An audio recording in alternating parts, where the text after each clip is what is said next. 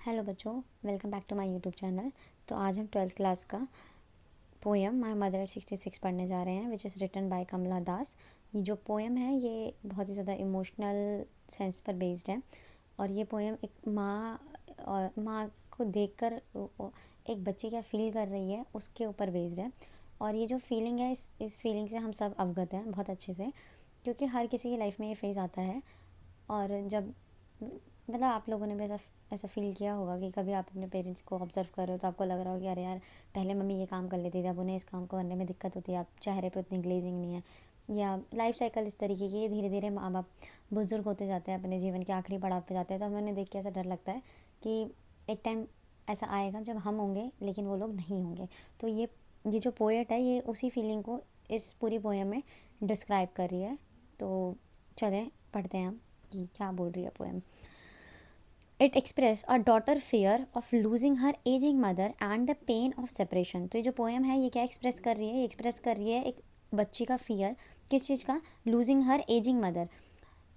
Fear of losing है मतलब खोने का डर है, किसको? उसकी एजिंग मदर को। वो मदर जो धीरे धीरे क्या हो रही है, एज्ड हो गई है, मतलब वो वृद्ध हो गई हैं। और पेन ऑफ सेपरेशन मतलब ऑब्वियसली सी बात है कि धीरे धीरे वो बूढ़ी हो रही है। तो एक टाइम पर आएगा जब बंदा अपने जीवन के आखिरी पड़ाव में होता है, तो उस वक्त जब उसकी वो मतलब कंपेयर करती है अपनी माँ को डेड बॉडी से। तो एक टाइम पर वो उस चीज़ को सोच रही थी कि एक टाइम पे मम्मी नहीं रहेगी तो मेरा उनसे क्या हो जाएगा, वो मतलब मैं अलग हो जाऊँगी। Poet is travelling in a car with her mother.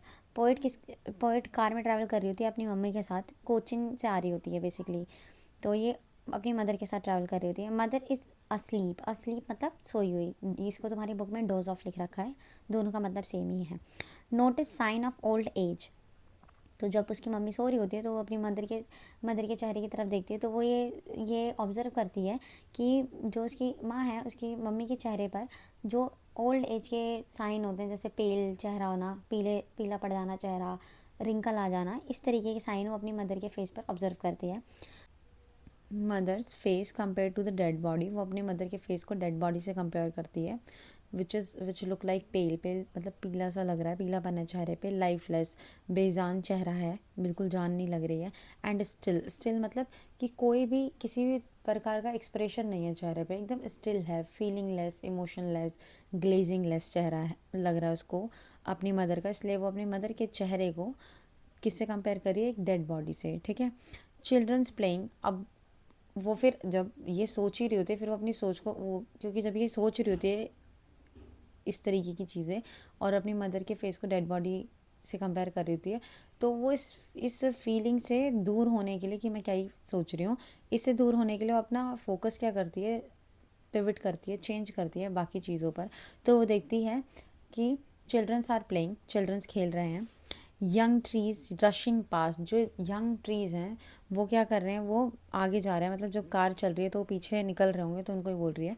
Young trees are rushing past full of energy and youth. और इस समय जो अपनी सराउंडिंग में जो एनर्जी ऑब्जर्व कर रही है ना, वो सारी क्या है? यंग एनर्जी है। Poet feels helpless with the fear of losing her mother.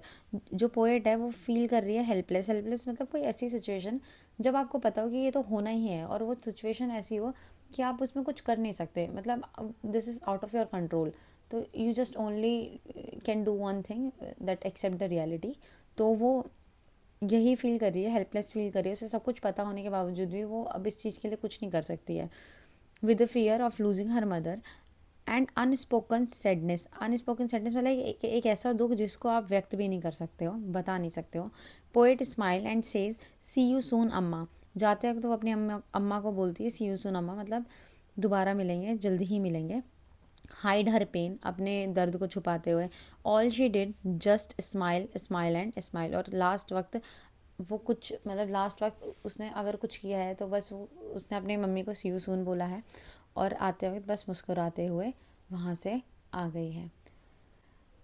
मैं आशा करती हूँ कि आपको मेरी ये पोएम की एक्सप्लेनेशन समझ में आई होगी, और which is and it is in very simple form.